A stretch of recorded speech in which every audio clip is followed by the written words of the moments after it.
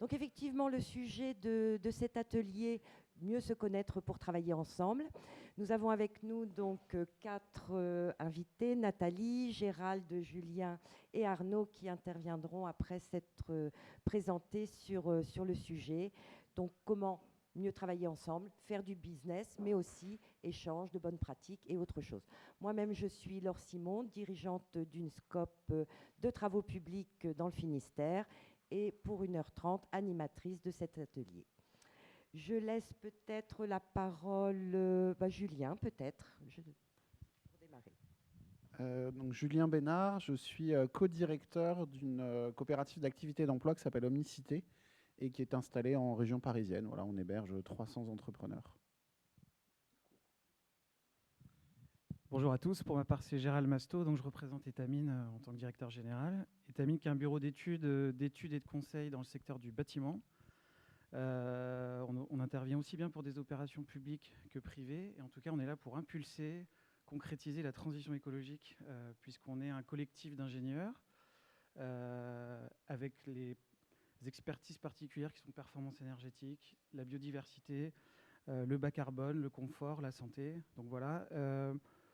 Juste quelques repères, on est 75 personnes environ réparties sur 6 agences en France, donc on intercoopère déjà aussi nous en interne. Alors on va plutôt parler entre les scopes. Et sur ces 75 personnes, on est 39 associés et l'intégralité du capital est détenue par les associés d'Etamine. Et juste un tout petit mot avant de passer la parole, moi je suis ravi d'être là aussi. Ça fait du bien de capter cette bienveillance naturelle que je vois depuis ce matin, donc je remercie tout le monde pour ça. Et puis, effectivement, nous, on y croit beaucoup à cette intercoopération aussi en tant que pilier de la transition écologique, ce qui anime notre expertise. Donc, voilà pour Etamine. Et je vais passer la parole. Bonjour à tous. Donc, moi, je suis Nathalie James, donc la déléguée générale de la Fédération des scopes de la communication. Donc, nous, notre cœur d'activité, c'est justement de fédérer et de faire en sorte que les scopes se connaissent mieux pour pouvoir intercoopérer et travailler ensemble. Et je suis aussi la dirigeante de Copadev, la centrale d'achat du mouvement SCOP. Et à ce titre, je vous parlerai d'un nouvel outil tout à l'heure. Voilà. Bonjour à toutes et à tous.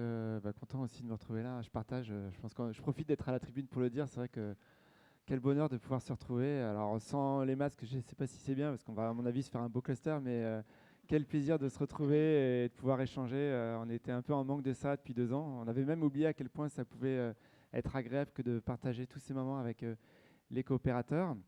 Donc je suis Arnaud Breuil, je suis responsable des partenariats et de la coopération au sein de UP, donc la coopérative que je ne présente plus. En tout cas, je pense que beaucoup d'entre vous la connaissent. On a notre stand à l'entrée en bas des marches. Et donc, c'est une entreprise qui développe des solutions de paiement, des titres de services prépayés, comme évidemment le chèque déjeuner qui était notre nom d'origine.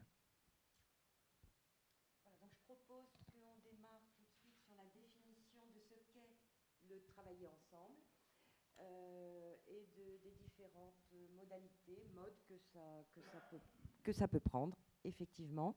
Alors, je ne sais pas qui démarre. On repart dans le même sens, Julien ?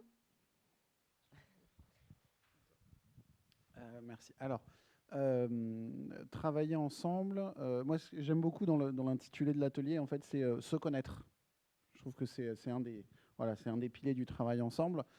Et peut-être l'exemple que je voudrais mettre en avant sur l'intervention, c'est une collaboration entre plusieurs coopératives et des entrepreneurs salariés au sein de la coopérative.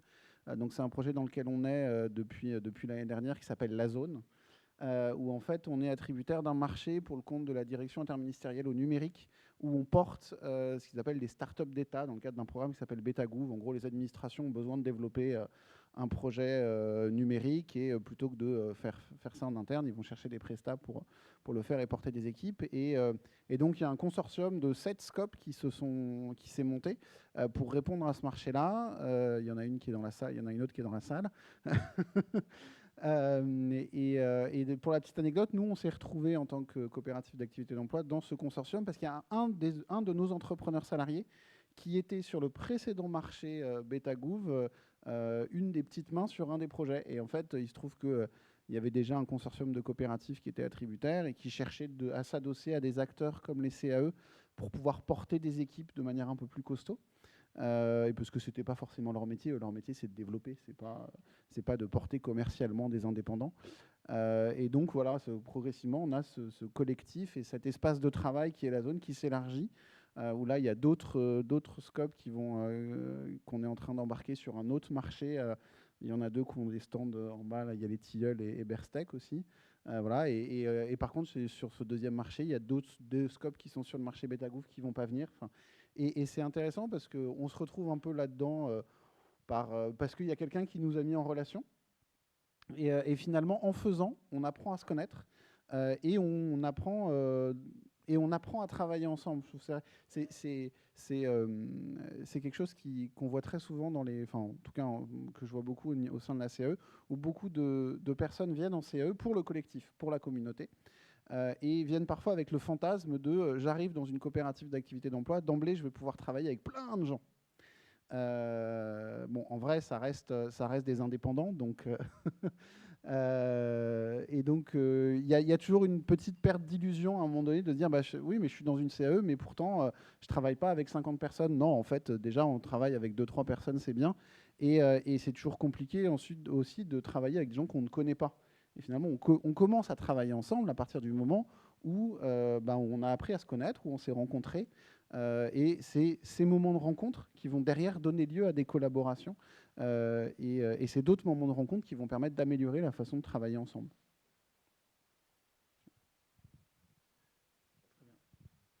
Oui, je peux continuer avec... alors comme on n'a pas beaucoup de temps, je vais peut-être me concentrer sur un exemple déjà, et puis on va pouvoir faire tourner. Mais effectivement, intercoopérer, c'est pas non plus qu'une affaire de dialogue, je dirais. C'est aussi trouver un dénominateur commun qu'on trouve très facilement avec les scopes autour des valeurs partagées.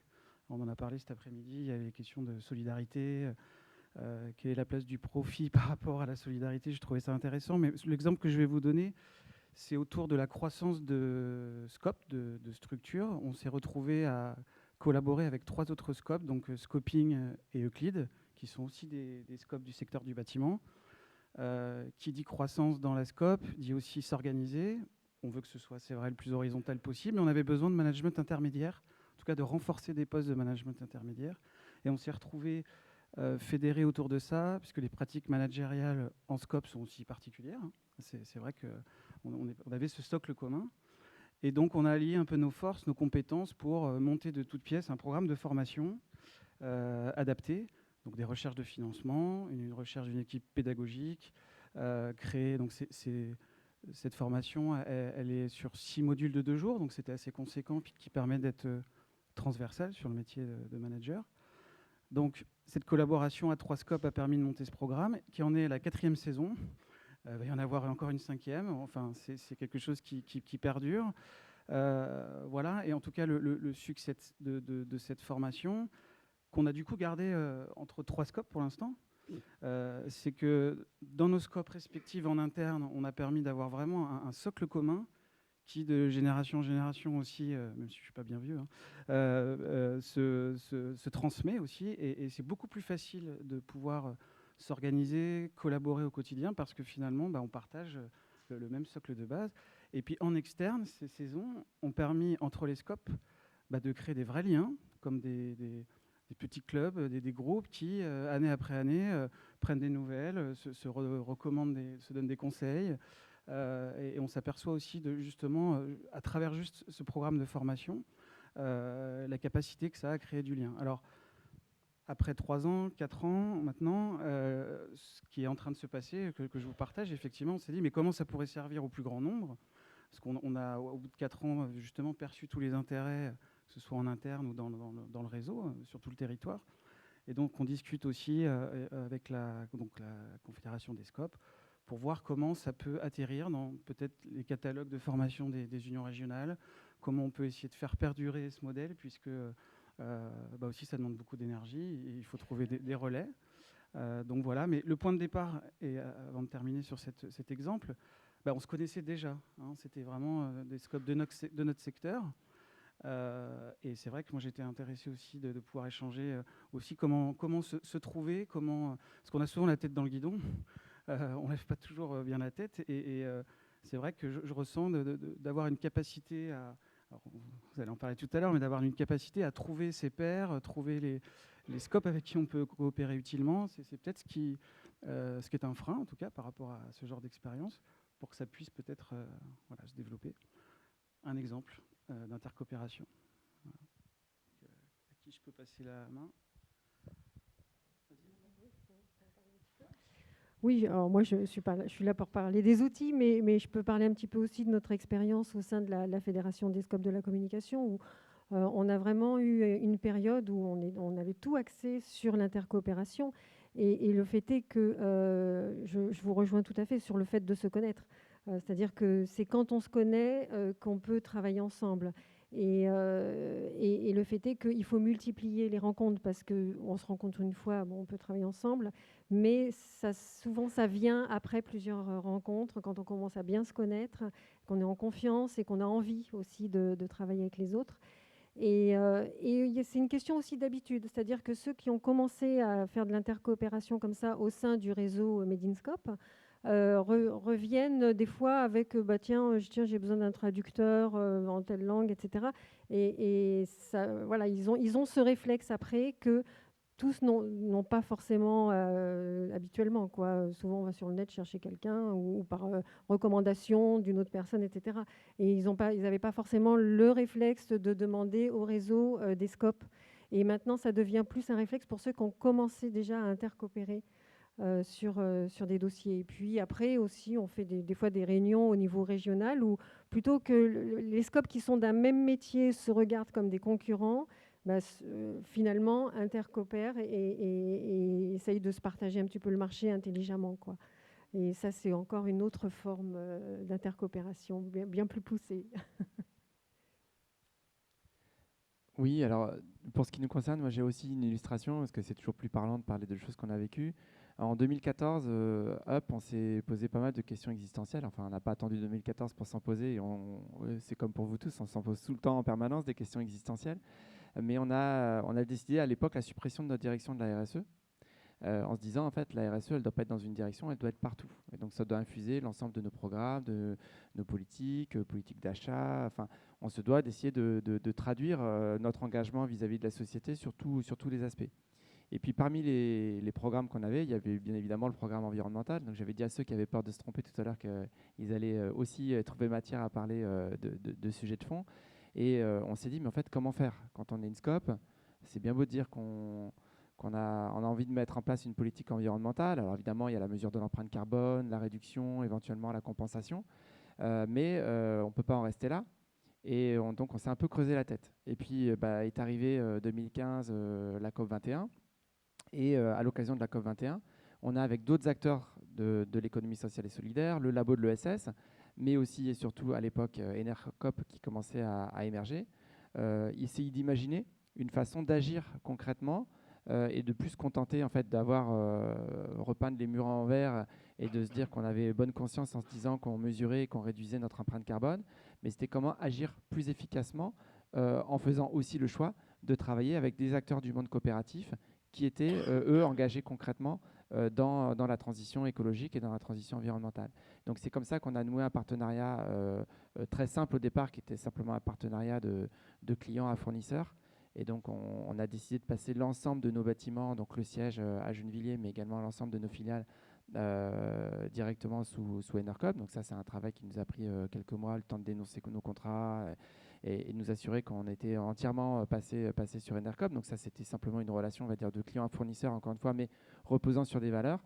Et on s'est dit qu'il fallait qu'on aille plus loin. C'est-à-dire que si on voulait être acteur de la transition écologique, comme on a des capacités d'investissement vu la taille de l'entreprise, et que ça correspondait aussi à ce moment-là des besoins de développement de la part d'Enercop, on a décidé de rentrer au capital de la SIC et donc de contribuer au développement d'une coopérative, donc d'une SIC en l'occurrence d'Enercop, pour être aussi acteur de cette question. Et en fait, je crois que ce n'est pas qu'une question de taille, en fait. C'est-à-dire que, bien sûr, nous, on a une taille importante, on avait des capacités d'investissement, mais l'intercoopération, et c'est l'illustration que je voulais vous donner au travers de cet exemple, elle peut aussi se faire par nos politiques d'achat, par les choix que l'on fait au quotidien quand on prend des décisions, de favoriser l'intercoopération, en tout cas de favoriser le fait coopératif et à équivalence d'offres, ou même parfois quand l'offre coopérative peut être peut-être un petit peu moins disante que l'offre qu'on pourrait trouver ailleurs, c'est d'essayer de trouver les moyens, les techniques pour mettre en place des coopérations qui sont auto-fertilisantes. Parce que quand on va favoriser le développement d'une coopérative dans un secteur d'activité, ça rejaillira ensuite sur l'ensemble du mouvement. Et c'est donc les valeurs et les principes dont on fait la promotion au quotidien, dont on a beaucoup parlé à l'occasion de ce congrès, qui peuvent s'appuyer sur des éléments qui sont très tangibles, très concrets, et qu'on peut comme ça, de cette façon-là, cranter et avancer conjointement. Voilà, donc ça n'a rien à voir avec le métier de Up, mais ça sera mon deuxième exemple et on aura l'occasion d'en reparler. Donc voilà l'illustration que je voulais vous livrer sur l'intercoopération. Ne pas oublier que dans tous les secteurs d'activité, parce que les scopes, les 3500 scopes sont présents dans de très nombreux secteurs d'activité, on l'a vu sur la communication, on l'a vu sur le bâtiment, de ne pas oublier que finalement, avec un petit moteur de recherche, vous appelez votre union régionale et vous avez la possibilité de trouver des coopératives qui, pour une grande partie, en tout cas pour une part importante d'entre elles, répondent aux besoins que vous avez dans votre quotidien, en tout cas dans celui de votre entreprise. Merci. Donc, on a eu là plusieurs exemples. La formation, donc la création d'un programme de formation interscope, on peut dire. Le fait de répondre à des appels d'offres et de se donner la possibilité aussi de répondre à des appels d'offres. L'importance de se connaître et de faire en sorte de trouver des outils pour mieux se connaître et choisir de travailler avec d'autres scopes, au moins donner la possibilité à d'autres scopes de se positionner. Donc ça, c'était une première chose. Alors, ce que j'aurais aimé, c'est pour vous faire participer aussi un petit peu à cet atelier. Est-ce que dans la salle, certains auraient des exemples aussi de coopération, de choses que vous feriez, des habitudes que vous avez ou des questions à poser à nos différents invités? Est-ce que vous-même, dans vos régions, oui? Alors, je vais peut-être passer le micro, ce sera plus simple. Oui, bonjour Pierre-Yves, coopérateur en CAE aussi. Je suis formateur autour des pratiques collaboratives et je coopère effectivement avec d'autres structures qui pourraient être des concurrents formellement, qui peuvent être des indépendants, des scopes, qui peuvent même être des associations. Et on a essayé de résoudre cette question-là en travaillant la question des communs, des questions des communs numériques. Donc nos ressources produites sont sous licence libre, librement réutilisables, modifiables par toutes et tous. Voilà un exemple que je peux partager.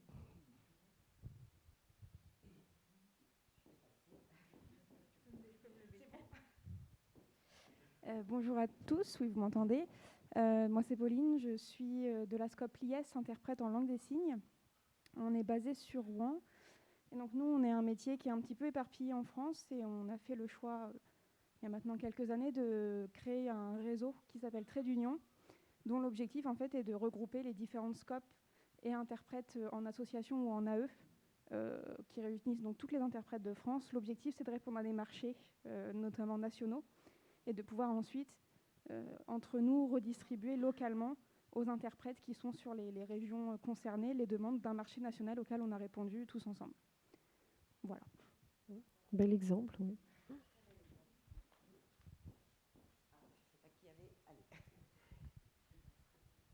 Bonjour, un petit exemple classique et je pense qui se heurte à un problème technique que beaucoup d'entre nous peuvent avoir. Donc Marie-Pierre Baudry, scope atemporel, petite scope, études historiques, scientifiques, archéologiques et médiation culturelle.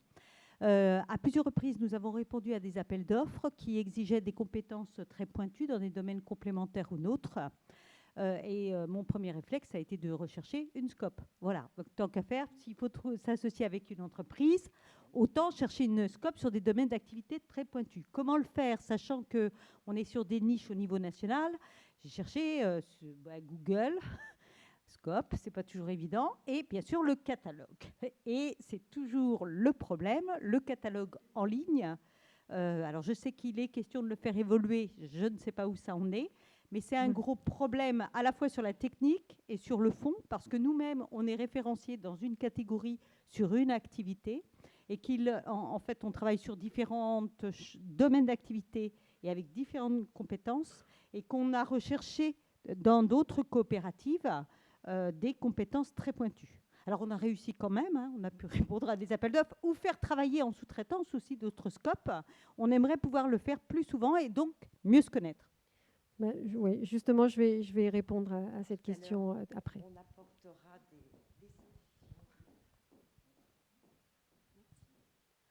Bonjour, je m'appelle Delphine, je travaille chez Common. On est une SKIC basée à Strasbourg qui qui lutte contre l'obsolescence programmée. Donc on propose en location du matériel électronique un petit peu plus éco-conçu.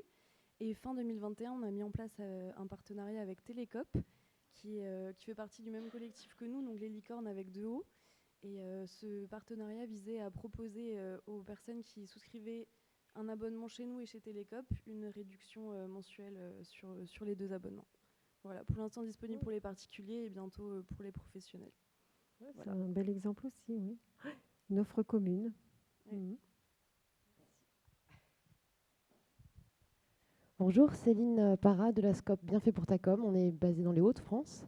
Et petit témoignage, parce que nous, on s'est rencontrés, enfin on bosse ensemble depuis 2011 maintenant, et on s'est rencontrés dans une CAE qui s'appelait Grands Ensembles, et puis voilà.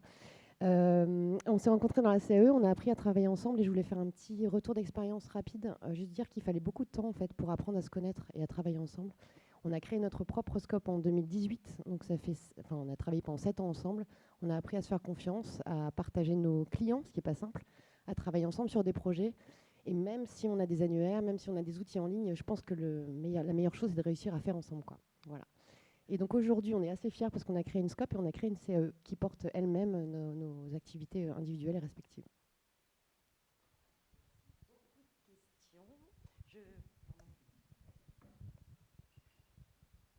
C'est moins une question, Laurent, bonjour. C'est moins une question que rebondir sur ce que Céline vient de dire. Parce qu'en fait, je suis président donc, de Grands Ensembles, la CAE qui vient d'être citée. Et en fait, avec d'autres CAE, dont Bien fait pour ta com, on a créé une inter-CAE régionale. Donc plutôt que se foutre sur la tronche, on a décidé plutôt de coopérer et de mettre des choses en commun. Et pour faire ça, on a 2 outils intéressants qu'on est en train de mettre en œuvre, qu'on n'a pas développé, mais qu'on est en train de mettre en œuvre. C'est les outils du budget contributif, parce que se rencontrer, c'est bien, discuter de ce qu'on pourrait faire ensemble, c'est bien, mais le financer et mettre du pognon sur la table pour le faire, c'est encore mieux. Et ça facilite des coopérations au long terme. Et le deuxième outil, c'est les tiers-lieux, puisqu'on collabore aussi dans un réseau de tiers-lieux. D'ailleurs, on se rencontre régulièrement dans un tiers-lieu, on occupe des tiers-lieux, et ça nous permet aussi d'élargir nos partenariats à travers ces espaces de rencontre et de travail.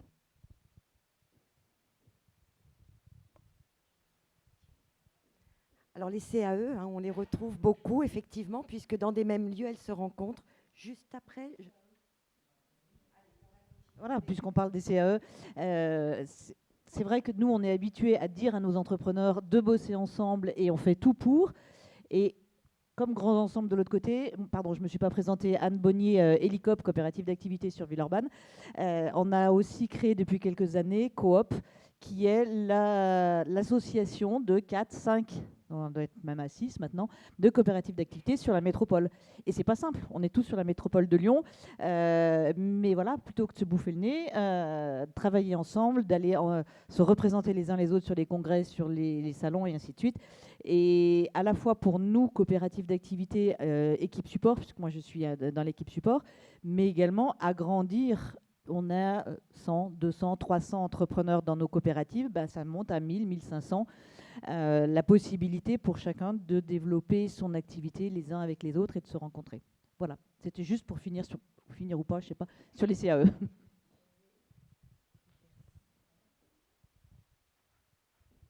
Bonjour, on finit jamais avec les CAE. Du coup, Clémence Ménard, je représente OS, qui est une coopérative culturelle d'activité d'emploi en Pays de la Loire. Et nous, on a expérimenté il y a quelques années quelque chose qu'on appelait le CAC 50, petite note d'humour, qui était une contribution au collectif de 50 heures par an pour les entrepreneurs. Et l'idée, c'était que...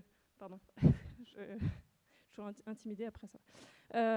Et du coup, l'idée, c'était qu'on ait une contribution temps, qui ne soit pas du coup une contribution en argent, et qu'on puisse mesurer ça. Et comme c'était la première année de la coopérative, on l'a fait pendant 2 ans, ça marchait bien, mais on a arrêté parce qu'on n'avait pas les moyens de suivre ça. Et je sais que d'autres coopératives ont testé aussi ça, cette contribution temps. Du coup, c'était un témoignage question, en fait. Est-ce que d'autres gens ont testé ce type de manière en fait, de mesurer la coopération, particulièrement dans les CAE où c'est compliqué parce que finalement c'est du temps libre qu'on donne et c'est pas du temps de salarié que la structure donne à ses salariés. Voilà. Il me semble que l'Ouvre-Boîte, qui est aussi en Pays de la Loire, a testé ça aussi. Bon, je pourrais leur poser la question, mais ça m'intéresse si vous avez testé ce genre de choses.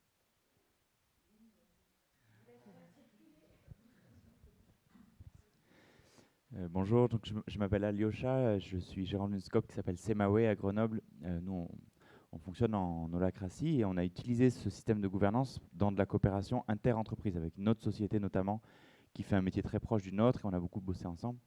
Et ce système de gouvernance, d'avoir le même, nous a beaucoup aidé dans notre collaboration, notre travail ensemble, dans notre co-traitance. Et en fait, on a vraiment rencontré un obstacle que pour l'instant, je n'ai pas réussi à dépasser. J'ai identifié que ça vient du fait qu'eux ne sont pas une scope. Et donc on a essayé de mettre en place des participations croisées, mais ça devient vite complètement absurde quand d'un côté on est une scope et d'un autre c'est une structure capitalistique. Et voilà, donc je travaille à les convaincre, mais voilà. Mais voilà, c'est pour souligner que je pense qu'il y a quand même un terrain particulièrement favorable entre structures juridiques coopératives. En tout cas, dans notre cas de figure, ça a été un obstacle. Ça en est encore un.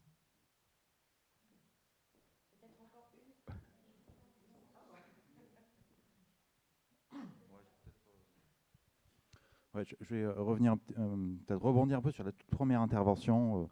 Donc moi, je suis Dimitri, je suis en CAE chez Copanam. Chez Copanam, on développe plusieurs logiciels libres.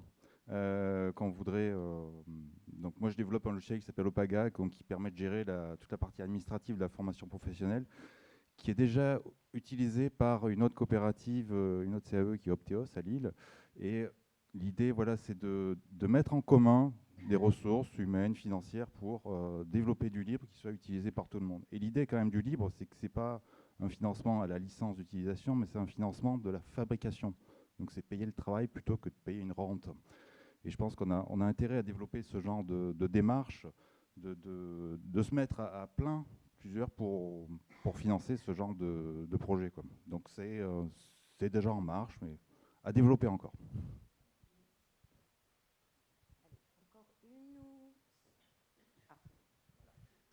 Bonjour, Bertrand, je travaille pour une coopérative qui s'appelle Fairness et on a aussi appliqué dans le groupement La Zone avec Julien et Omnicité.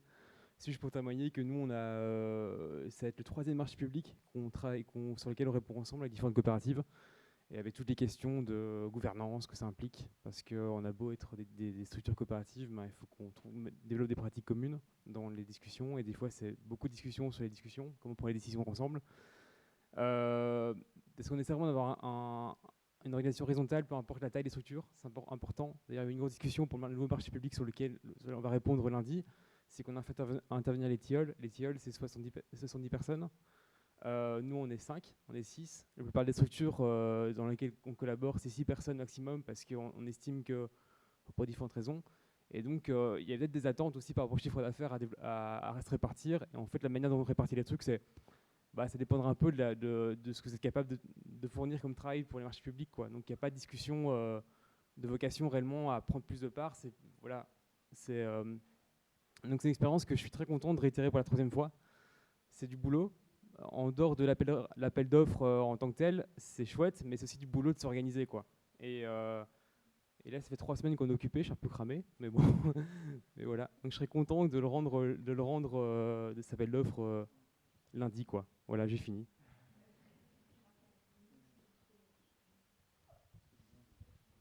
Donc Céline Robert, juste avant de dire quel scope je suis, en fait, c'est pour expliquer qu'il y a 17 ans, en fait, j'étais en coopérative d'activité. Je ne connaissais rien au scope, je ne connaissais personne dans la coopérative. Et via la CAE, en fait, j'ai rencontré d'autres entrepreneurs et on a voulu apprendre à travailler ensemble. La CAE a été très moteur en fait et médiateur vraiment dans cette volonté de coopération, nous a aidé à mettre petit à petit les choses en commun, à lever les freins, à mettre à plat les besoins. Et aujourd'hui, ça fait 15 ans que je suis sortie de la CAE et qu'on a créé au bout de 2 ans en fait la scope comme 3L.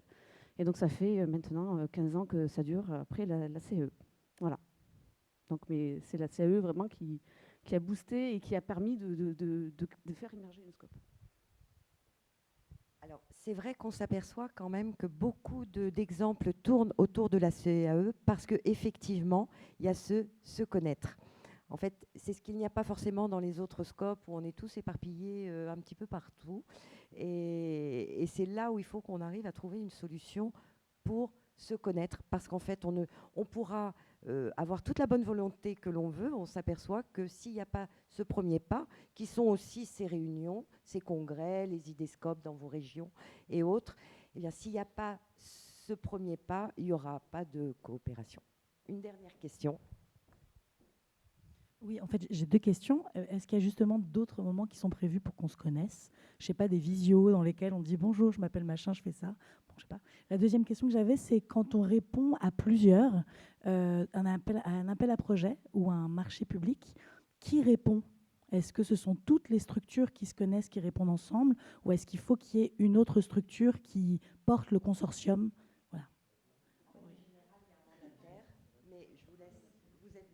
Mais dans le cas concret, c'est qu'il en fallait un. Et en fait, le truc, c'est que la coopérative qui était déjà mandataire sur les marchés publics précédents n'a pas émis le souhait de le redevenir, parce qu'au niveau charge de travail, c'est quand même beaucoup. Donc c'est ma coopérative qui a été désignée volontaire. Mais désignée volontaire, après des longues tractations qui ont duré une demi-heure. Et le truc, c'est qu'on a quand même émis le besoin en fait, d'avoir un contrat de solidarité entre les coopératives, parce qu'en face, on a l'État, l'État avec ses avocats, machin, ça peut se passer bien. Et en face, on a aussi des grosses structures comme Capgemini, comme Octo, comme etc. Enfin, Accenture, ils ont tout racheté visiblement. Et donc, on a quand même demandé, salut les gens, mais on veut bien y aller, mais en cas de problème, ne nous laissez pas tout seuls, quoi. Et ça, c'est quelque chose qui est important. En tout cas, pour nous, c'était la condition sine qua non dans ma coopérative, pour qu'on soit mandataire, c'est qu'il y ait ce contrat de solidarité qui soit émis entre les coopératives, quoi. Et arriver à ce stade de confiance, ça a demandé du temps, quoi. Et nous, pour répondre à la question de comment se connaître, ben, en fait, on a émis le besoin aussi de se rencontrer lors des sessions qu'on appelait l'Amazone, parce que le groupement s'appelle la Zone, pour réunir les gens durant une semaine, ne fût-ce que travailler ensemble, travailler sur nos projets respectifs de coopératives, mais aussi bosser sur des trucs en commun, quoi. Et on s'est rendu compte que c'était important dans notre fonctionnement. Voilà. Oui, parce que pour répondre à votre question, parce qu'il ne faut pas polluer le débat, on peut très bien répondre ensemble à un marché public en s'associant pour un marché avec une scope, avec n'importe quelle entreprise, sans avoir besoin de se voir, de se rencontrer, etc. Donc là, on est dans le cadre des marchés publics, il n'y a aucune spécificité, qu'on soit en scope ou pas. Et puis, de toute façon, le marché peut définir les conditions d'association ou pas. Est-ce qu'il faut un mandataire? Est-ce que si? Est-ce que ça? Voilà. Donc ça, c'est indépendant du fait qu'on travaille entre scopes. C'est pas ce que j'appelle définir une collaboration. Hein, voilà, je ne sais pas si je suis claire. Ce serait hors sujet de développer là-dessus. Oui, tout à fait. Donc, eh bien, beaucoup d'exemples très riches autour de ce sujet. Alors, c'est vrai que beaucoup de CAE, et ça montre bien, comme je le disais tout à l'heure, c'est qu'on ne peut travailler ensemble qu'à partir du moment où on se connaît. C'est ce qui est ressorti de vos expériences à tous. Peut-être vous, différent, puisqu'il y avait vraiment une volonté de démarche politique interne. Pour ça, je dirais qu'il faut avoir la structure d'une grande... Enfin, il faut avoir les moyens de faire cette démarche-là, ce qui n'est pas toujours le cas dans nos structures moyennes ou plus petites. Les CAE donnent ce tremplin-là. Vous, c'était vraiment... Enfin, je ne sais pas si tu veux redévelopper un peu là-dessus. Oui, très vite. En fait, ce n'est pas du tout le message que je voulais faire passer. Je pense justement qu'on peut être gros ou petit, qu'en fait, c'est mon expression latine que je préfère, c'est l'affectio societatis. C'est la volonté de faire ensemble. Et donc, se connaître, bien sûr, mais aussi la volonté de vouloir faire des choses ensemble. Et c'est aussi pour ça qu'on coopère, qu'on est réunis. Et moi, je ne trouve pas ça du tout surprenant qu'effectivement, le public qu'on a dans la salle aujourd'hui soit, alors, je ne sais pas si c'est majoritaire, en tout cas, c'est majoritaire dans les prises de parole, soit issu de sociétaires, de coopératives d'activité d'emploi, parce que c'est le ferment même de la coopérative d'activité d'emploi, d'entreprendre ensemble et d'essayer de faire des bouts de chemin et donc de trouver, grâce finalement à tous les outils que la coopération permet de développer, le statut juridique, permettent de trouver ces solutions qui donnent la possibilité à tous les entrepreneurs ou les salariés associés pour les scopes de travailler à des solutions communes. Et donc le message que je voulais faire passer, justement, c'était pas celui-là, c'était dire effectivement nous on était gros, on avait une stratégie RSE, donc ça effectivement c'est peut-être plutôt l'apanage des grandes entreprises, mais on a effectivement profité de la COP21, on s'est rencontré avec des militants d'Enercop qui étaient au démarrage de l'activité de l'entreprise, à sa création, et c'est parce qu'on a pu se connaître à l'occasion d'un événement comme la COP21 qu'on a partagé des choses, qu'on s'est dit tiens voilà, là une petite lumière s'est allumée, lumière qui s'est allumée grâce à de l'énergie solaire, bien évidemment, et au-dessus de nos têtes, et qu'on s'est dit, mais on a la possibilité de faire quelque chose de concret. Ça ne nous dispense pas de faire le reste, mais c'est quelque chose qu'on peut faire ensemble, et on n'a finalement pas besoin d'être très gros pour adopter ce type de démarche. Voilà. Merci d'avoir complété cette première... ce premier questionnement, donc effectivement, tous ces exemples du travailler ensemble, de l'échange, de s'apporter donc différentes choses.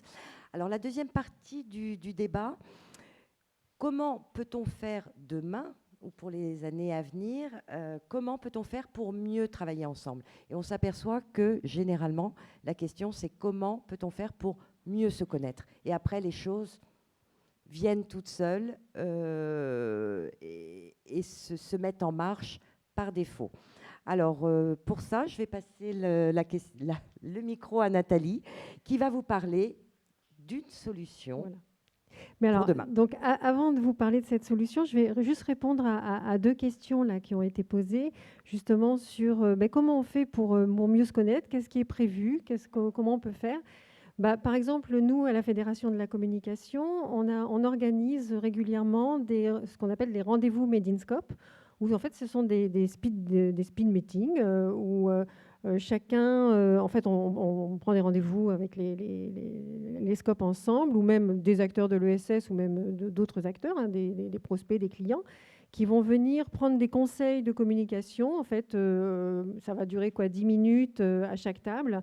Et il y aura tous les métiers de la communication, il y aura un spécialiste réseaux sociaux, quelqu'un qui fait des développements de sites internet, quelqu'un qui est dans la stratégie de communication, quelqu'un qui est dans l'impression, quelqu'un qui est dans la création graphique.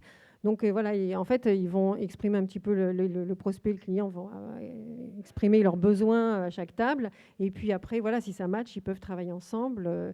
Et ça peut se faire entre coopératives, mais pas forcément que entre coopératives. C'est aussi un moyen, c'est une action commerciale qu'on a développée aussi. Donc ça, voilà. Et dans ces rendez-vous Made in Scope, ça permet aussi aux scopes qui sont présentes de se connaître. Puisque comme on multiplie ces rendez-vous-là, souvent, il y a une appétence de ces scopes et elles se retrouvent au rendez-vous Made in Scope de la fois d'après. Et pour le coup, ça permet aussi justement de répondre ensemble à des marchés publics.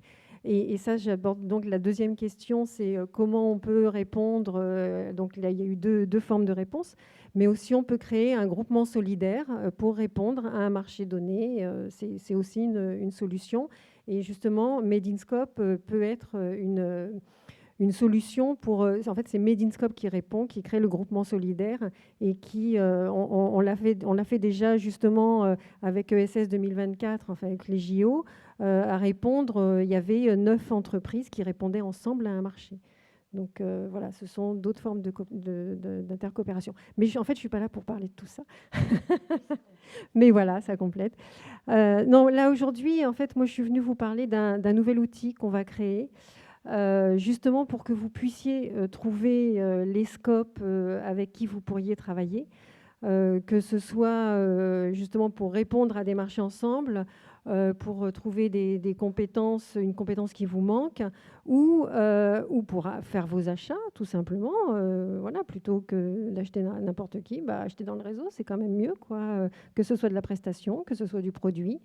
Du coup, avec l'évolution des comportements, on s'est dit il faut que les scopes aient leur marketplace, leur Amazon des scopes, Le Bon Coin, enfin ce que on pourra le nommer comme vous voulez, mais l'idée c'est vraiment que toutes les scopes et les entrepreneurs de CAE, enfin les scopes, les SIC et les entrepreneurs de CAE puissent avoir leur place de marché où elles vont pouvoir placer leurs offres, leur catalogue, leurs tarifs.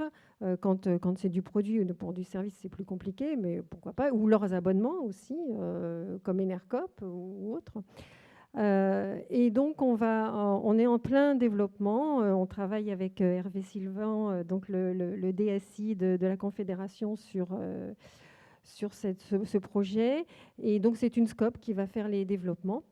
Donc, ça fait pratiquement 1 an maintenant qu'on travaille là-dessus. On a commencé par recueillir l'expression des besoins des SCOP, des SIC et des entrepreneurs de CAE pour définir un cahier des charges qui réponde bien à toutes vos attentes. Ensuite, on a à peu près une centaine de SCOP qui se sont, enfin, SCOP, SIC ou entrepreneurs, qui se sont portés volontaires et qui ont participé donc à cette expression des besoins. Avec ça, on a commencé à définir un cahier des charges et puis ensuite on a lancé une RFI pour interroger le marché sur les solutions qui pouvaient nous être proposées. Donc, quand je dis on a interrogé le marché, on n'a interrogé que des scopes, on n'a pas interrogé tout le monde, mais on a suffisamment de scopes du web pour ne pas aller à l'extérieur.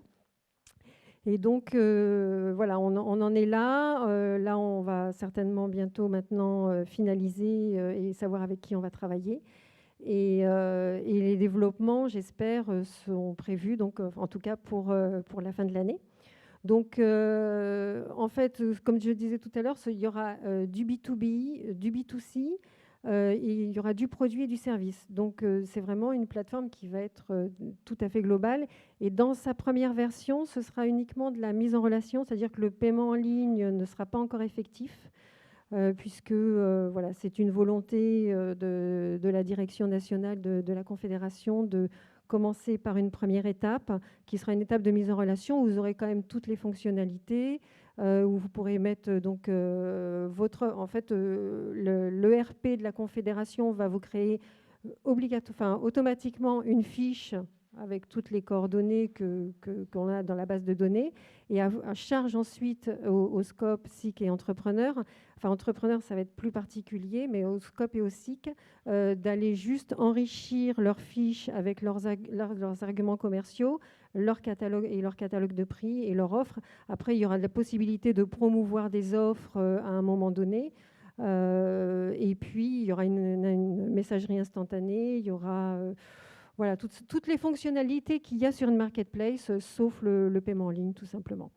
Voilà, donc pour je ne vais pas rentrer dans tous les détails de développement, mais... Il y a peut-être, oui, des questions. Alors, les délais, tu disais... Oui, alors j'espère fin d'année 2022, mais on n'est pas en avance. On a déjà pris 15 jours de retard, donc bon.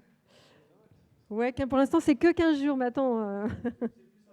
Allez, 1 mois et demi. Alors, c'est vrai que ça fait des années que les adhérents demandaient... alors, ils appelaient ça annuaire, ils appelaient ça... Beaucoup de choses ont essayé d'être faites à ce niveau-là. Alors là, quand même, la particularité, et ce qui est très intéressant, c'est la possibilité de chaque SCOP d'alimenter Oui, c'est ça. C'est-à-dire qu'il y aura une volonté... Enfin, nous, on l'a déjà fait avec les scopes de la com, on a déjà fait un petit peu ce type d'outils où on peut rechercher en fait les scopes de la communication sur Medinscope. Et c'est exactement pareil, c'est-à-dire que toutes les scopes de la com sont dans cet annuaire, mais il y en a qui n'ont pas ressenti le besoin de faire du commerce là-dessus, et donc elles n'ont pas rempli leurs fiches, et seules celles qui ont bien rempli leurs fiches montent dans les résultats quand il y a une recherche par un mot-clé ou par un métier ou par une géolocalisation. Voilà. Et il y aura aussi cette... Comment ? Ah oui, pour être dans le réseau Medinscope, il faut être SCOP de la com et adhérent à la fédération. Oui. Ouais. Mais pour le prochain outil, voilà. Oui, sur la marketplace, il faudra être adhérent à la confédération. Voilà. À la CG. À la CG Scope. Voilà, à la CG. Non, pas à la fédération. Ah non, non, non. Moi, je Non, non, suis là, missionnée par la Confédération, mais ça n'a rien à voir avec les scopes de la com. Enfin, ce sera ouvert à tous. Voilà. C'est juste parce que voilà, on a une antériorité là-dessus, mais voilà, c'est tout. Oui, alors justement, j'allais proposer de faire tourner le micro s'il y avait des questions sur le sujet. Alors, en tant que scope de la communication, je voulais savoir si ça allait remplacer justement l'annuaire Made in Scope ou ça allait être en plus de l'annuaire Made in Scope. Alors, comme c'est une marketplace, au départ, ce sera en plus. Après, on verra comment va évoluer cet outil. On va essayer qu'il soit encore mieux que Made in Scope. Et auquel cas, peut-être que y aura un volet justement spécifique par métier. Il y aura peut-être les métiers du BTP, les métiers de la communication. On va peut-être après transformer l'outil plus tard. Je ne sais pas comment on va évoluer. Les choses évoluent très vite quand même, hein. Pour l'instant, on n'en est pas là, mais je ne vais pas dire non, jamais.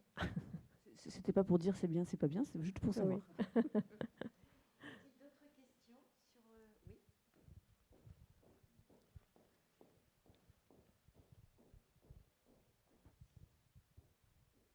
Oui, je pense que les supports, ces supports-là, ils sont indispensables. Surtout, ils seront de plus en plus indispensables.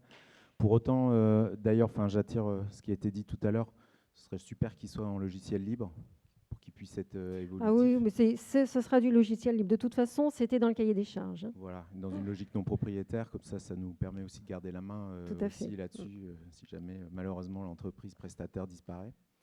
Le deuxième point, c'est que tous ces outils-là de support, ils sont effectivement indispensables.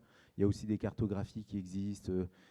Il y a des réseaux comme Communauté aussi qui peuvent exister, sur lesquels on peut aussi identifier des initiatives naissantes et pas forcément des structures aussi existantes, parce que parfois c'est aussi utile de s'appuyer sur des initiatives naissantes ou des porteurs de projets pour créer ensemble du business, quoi, et puis aller chercher des marchés et des partenariats intelligents.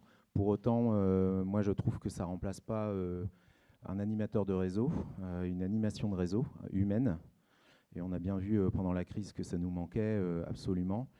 Je ne pense pas que les URSCOP, enfin en tout cas nous dans notre région, l'URSCOP ne se positionne pas du tout là-dessus. Il se positionne plutôt en soutien aux initiatives que vont porter les adhérents, que vont initier les adhérents. Par contre, dans notre région, ce qui fonctionne bien, c'est les réseaux ESS.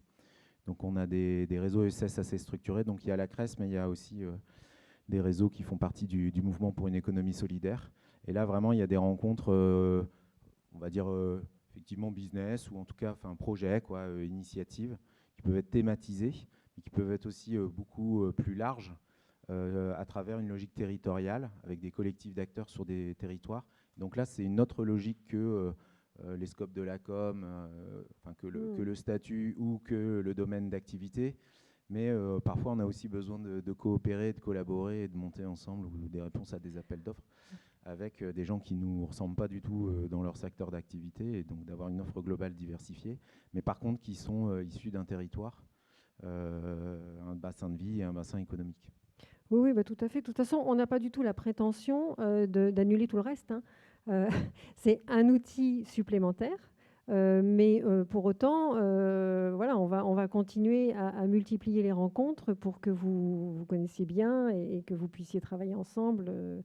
Ça, c'est juste un complément.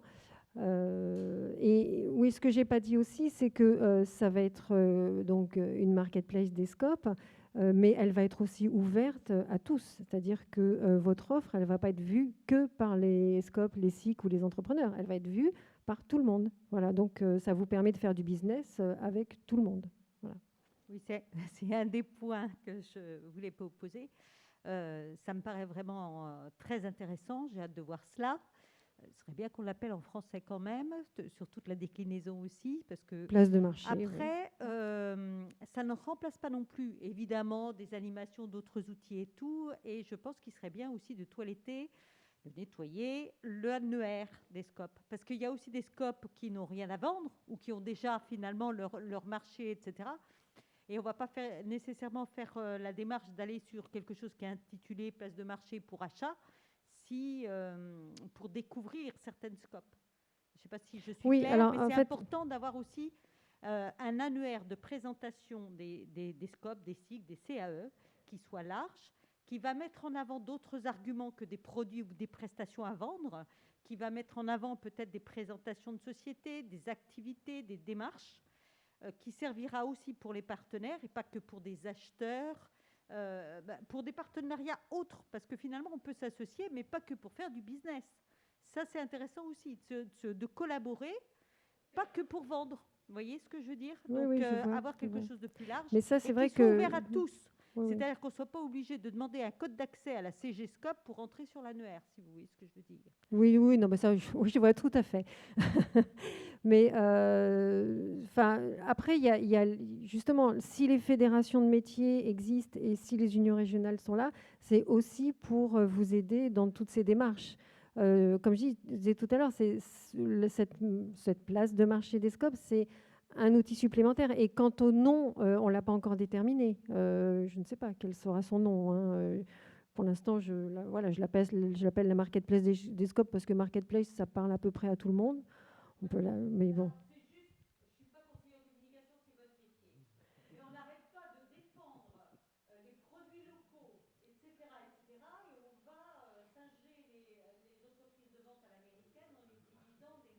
Oui, oui, mais on peut l'appeler la place de marché, si vous voulez. Oui. Oui, oui. Ah non, mais de toute façon, on ne l'appellera pas la place de marché. Mais bon, pour le moment, elle n'a pas de nom, donc oui. Voilà. Tout l'intérêt de ces échanges, c'est de reprendre aussi. Et puis donc, je te donne la parole. Oui, par rapport à ça, un tout petit complément. J'ai l'impression justement que c'est complémentaire, alors marketplace ou autre, mais en tout cas cet outil. Nous, on apprend à beaucoup plus s'appuyer sur les unions régionales. En fait, on a 6 agences en France donc, qui dépendent. Notre siège est à Lyon, donc principalement Aura, mais dans les autres régions. Et on n'avait pas ce réflexe-là, mais toutes les unions régionales disposent d'un catalogue, enfin en tout cas une base de données assez fiable, avec une classification assez fine possible des scopes. Et quand on arrive à prendre du lien, à être en lien avec les unions régionales, ça vient petit à petit. On peut accéder quand même très rapidement à une cartographie. Enfin, en tout cas, c'est ce que je partage moi. Je ne sais pas si tout le monde le vit ou peut le vivre. Mais voilà, et c'est complètement complémentaire, je trouve, aussi à cet outil-là. Déjà en attendant que ça arrive. Et puis même pour la suite. Ouais. Donc effectivement, là, on ira sur du national. Voilà.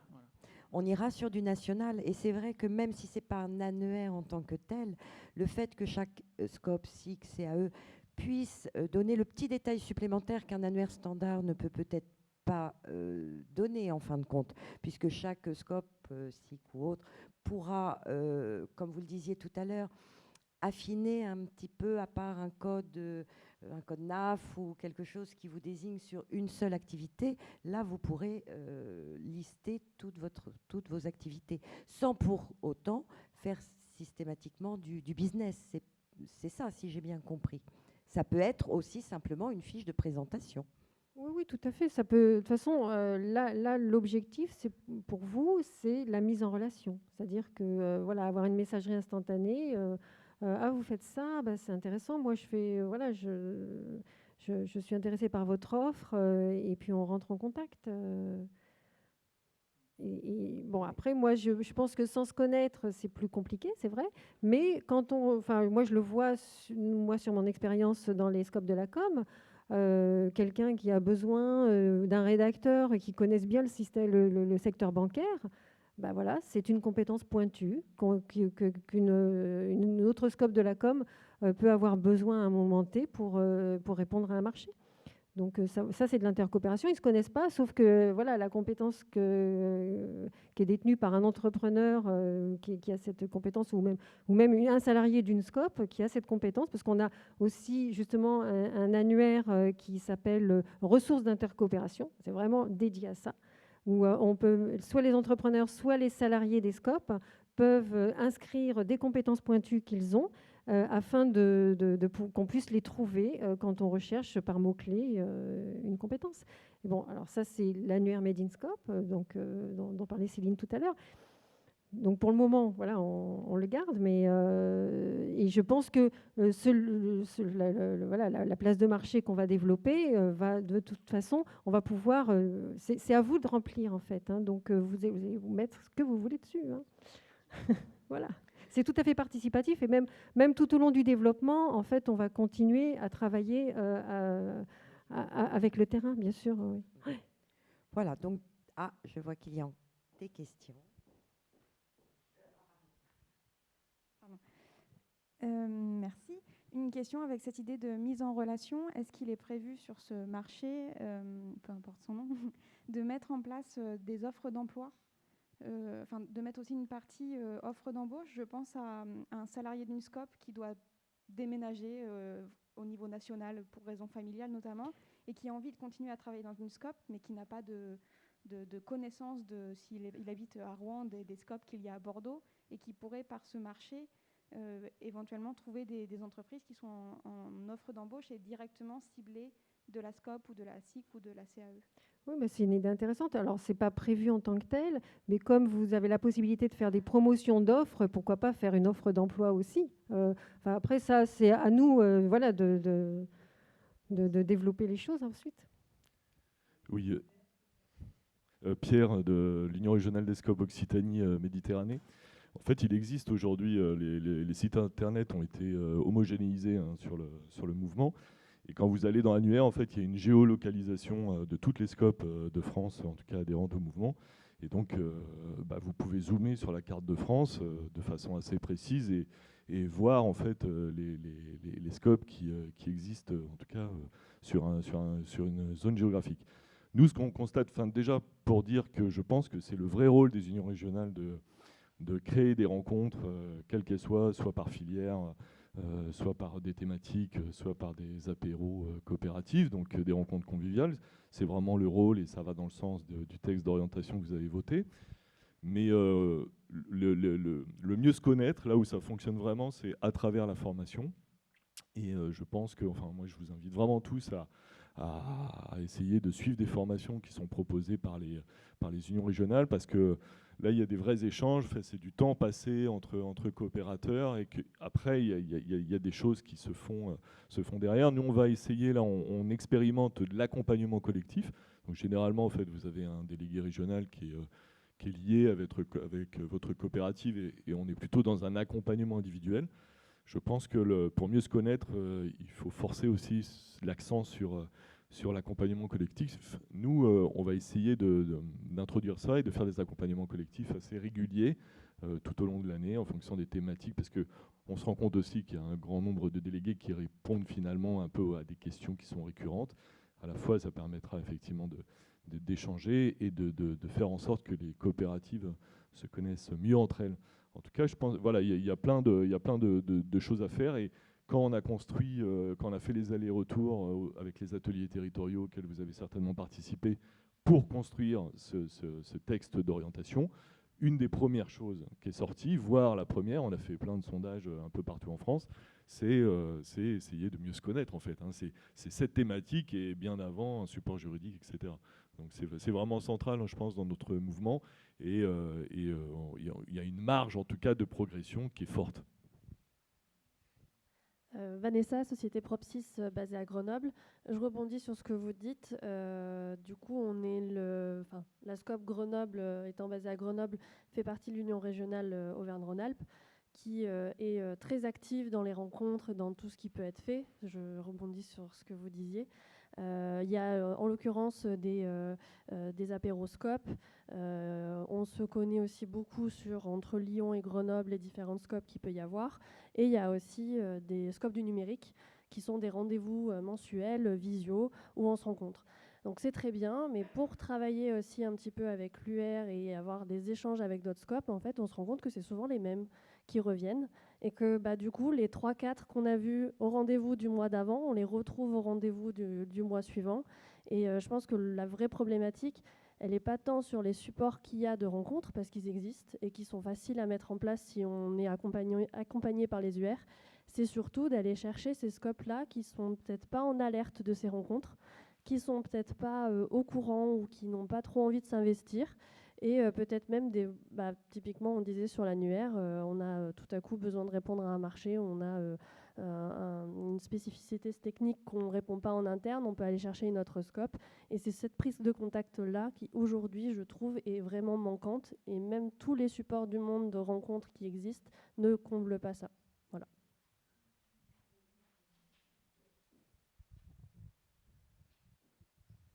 Bonjour, Nadège Bréheret, société Titi Floris, groupe Les Titi. Donc, je suis assez d'accord avec ça, où nous, groupe Les Titi, plusieurs scopes, SIC, etc. dans le groupe. Et donc, la difficulté de cibler la bonne personne quand, voilà, donc moi, je suis chargée des services généraux, donc des achats. J'ai un autre collègue qui va être chargé de l'achat des véhicules. Un autre qui va, voilà, donc c'est de cibler la bonne personne au sein du groupe aussi. Et donc moi, voilà, il y a des personnes qui vont être plus facilement contactées par l'UR, etc. Et du coup, savoir comment ou vers qui se diriger plus spécifiquement. Donc c'est vrai que ça serait intéressant de pouvoir, dans le futur, la future place de marché, de pouvoir effectivement dire, bah voilà, en fonction vraiment de ce que vous souhaitez, orienter vers la bonne filiale et la bonne personne dans la filiale, etc. De pouvoir voilà, découper un peu les différentes personnes qu'on peut contacter à l'intérieur d'une même scope. Oui. Mais en fait, ce sera... faut voir un petit peu que quand je dis votre page, en fait, ça va être un mini-site. Et c'est à vous de mettre les informations qui vont bien, en fait, hein, en fonction de votre offre. Et là, vous serez complètement libre de mettre les coordonnées de qui vous voulez sur les produits que vous voulez, en fait. Là-dessus, voilà.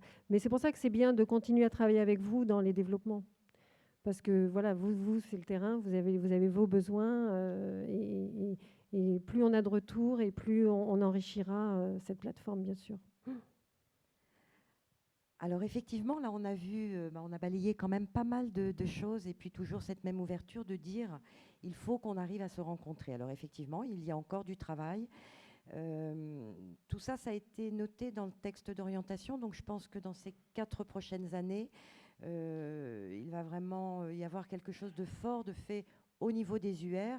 Alors il y a tous ces problèmes de communication, aller à la bonne personne, redescendre les informations à la bonne personne, à toutes les personnes, parce que c'est vrai que les canaux d'information sont souvent les messageries, et les messageries, pour peu qu'il n'y ait dans l'entreprise, enfin dans la SCOP, la SIC ou autre, un seul interlocuteur et que ça ne redescende pas parce qu'on est noyé par tout un tas d'informations, c'est là où il va y avoir un gros travail à faire. Alors peut-être que la com pourra aussi travailler sur le sujet, mais voilà, c'est souvent le dirigeant qui est l'entrée dans la SCOP, mais c'est pas forcément celui qui va être intéressé par telle ou telle intervention ou autre. Et ça, c'est toute la grosse difficulté dans toutes nos organisations, je pense. Donc là, il y a des choses qui ont été dites à ce niveau-là. Après, effectivement, on entend que dans d'autres réseaux, ils arrivent à animer un peu mieux. Alors peut-être qu'on pourra aller voir aussi comment d'autres réseaux animent sur le terrain. Je ne sais pas si nos invités ont des choses à dire à ce niveau-là. Sur comment pourrait-on améliorer encore cette mise en relation, mais cette fois-ci physique ou différente. Je ne sais pas si...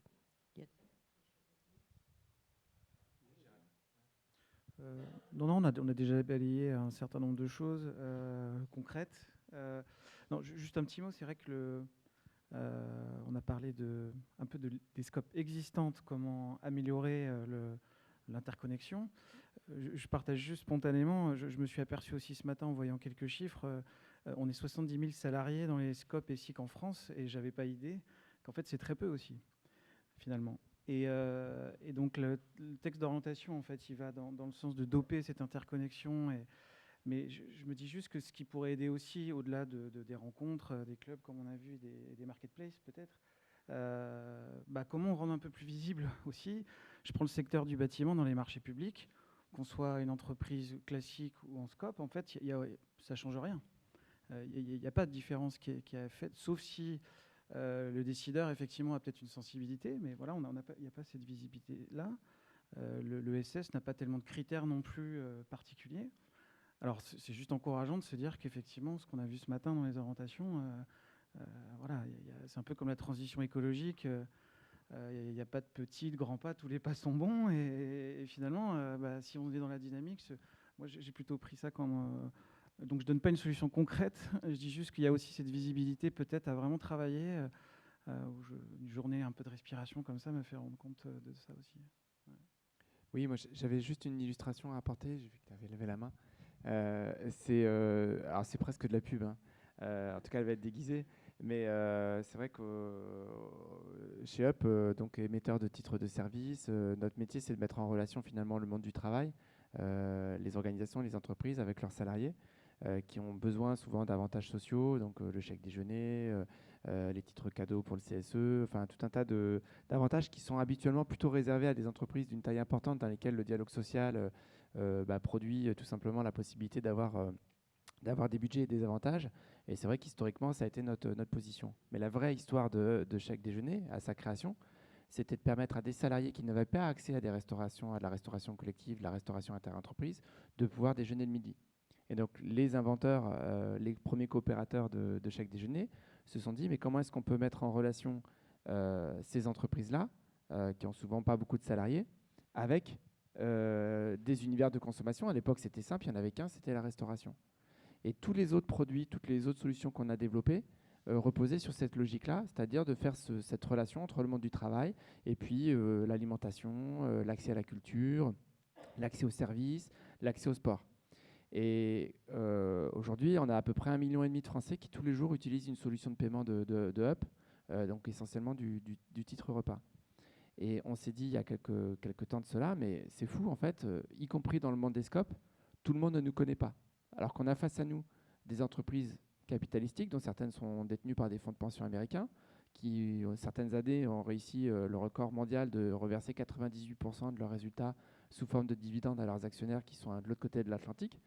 C'est pas mal, hein. Ils ont fait 97% l'année d'après, ils avaient un peu baissé. Et on se dit, mais finalement, qu'est-ce qui fait que les entreprises, les salariés, quand ils sont codécisionnaires dans le cadre du dialogue social, vont nous choisir nous plutôt que les autres? Parce qu'il faut le reconnaître, il n'y a rien qui ressemble plus à un chèque déjeuner qu'un ticket restaurant ou un chèque restaurant, et que ce soit version papier ou version dématérialisée, quelles que soient d'ailleurs les innovations qu'on peut porter aujourd'hui avec des paiements mobiles. Et donc on s'est dit, on va commencer par travailler sur notre réseau affinitaire le plus proche, et c'est comme ça qu'on a eu l'idée de mettre en place ce que vous pouvez trouver sur notre stand, en l'occurrence un accord de partenariat avec la Confédération, et de dire, mais puisque la Confédération, et tu l'as dit, c'est 70 000 salariés, 3 500 entreprises, donc c'est-à-dire à peu près 20 salariés en moyenne par scope. Ici, on enlève les quelques gros, les grandes scopes, on va plutôt passer à 12-13 salariés de moyenne par entreprise. Et je ne parle bien évidemment pas des coopératives d'activité d'emploi qui sont majoritaires dans l'entreprise, même si du coup, vous pouvez être plus nombreux. Et on a dit, voilà, en fait, ce qu'on va essayer de négocier au niveau national, c'est de faire de la mutualisation. C'est-à-dire que les tarifs qu'aujourd'hui, on est capable de, parce qu'il y a des appels d'offres et qu'on est obligé de faire des efforts assez importants pour faire des tarifications et faire que du coup les entreprises nous choisissent nous plutôt que nos concurrents, et on s'est dit on va faire bénéficier à l'ensemble du réseau des scopes des tarifs qui sont négociés pour des très grandes entreprises. Donc c'est comme ça qu'on a construit ce partenariat. On l'a signé avec Opadev récemment, et donc ça permet en fait aujourd'hui à toutes les scopes que vous êtes, si vous voulez offrir des titres sociaux, des titres de service à vos salariés, de vous tourner vers nous, et donc vous pourrez donc bénéficier de ces avantages tarifaires. Donc c'est une forme d'intercoopération. Je suis désolé parce que ça fait vraiment publicité, Oui, mais en même temps c'est aussi un effort qu'on a fait. Sur la publicité, je peux aussi ajouter qu'avec Copadev, donc la centrale d'achat du mouvement SCOP et le partenariat Up, vous avez des remises de 70% sur l'offre de chèque déjeuner, par exemple. Et après, il y a les autres titres aussi. Et voilà, enfin, évidemment, ce n'est pas sur les titres que vous avez 70%, c'est sur les services. Mais bon, ça fait sur certaines choses qui sont en fait quasiment gratuites en fait, pour vous.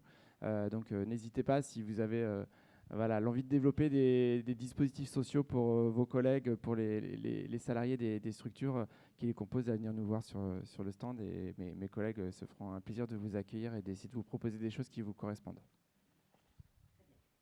Je vais donner encore un tout petit peu la parole. Alors, si on veut respecter le temps, parce que je crois qu'il y a des impératifs juste derrière. Donc, il nous reste 5 minutes. Allez, je crois que vous aviez élevé...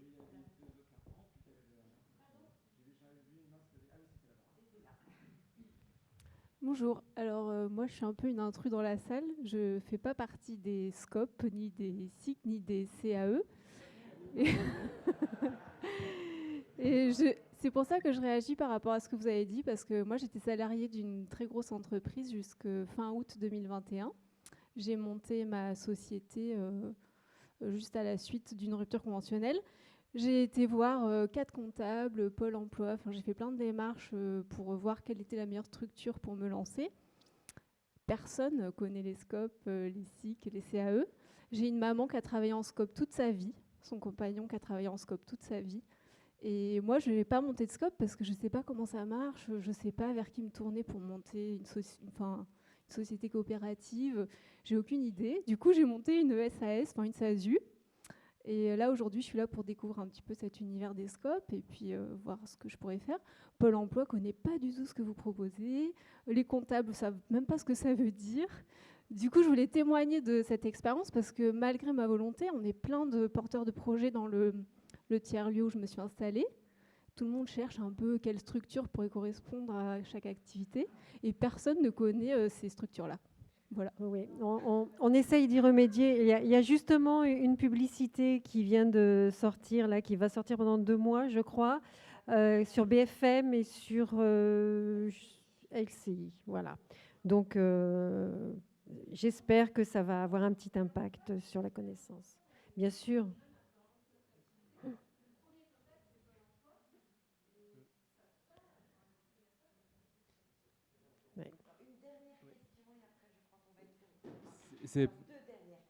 C'est plus, en tout cas, un témoignage par rapport au manque de connaissances que les personnes ont des SCOP.